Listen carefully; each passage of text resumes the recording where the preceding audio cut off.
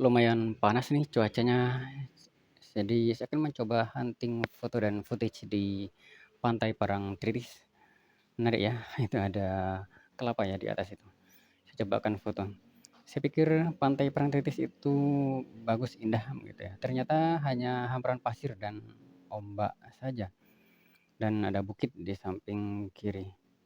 Ya hanya seperti ini sih. Dan saya pun ketika nyampe di sini jadi bingung mau foto apa ya. Ini sebenarnya dekat ya Pantai Parangtritis ini, cuma ini pertama kalinya saya ke sini.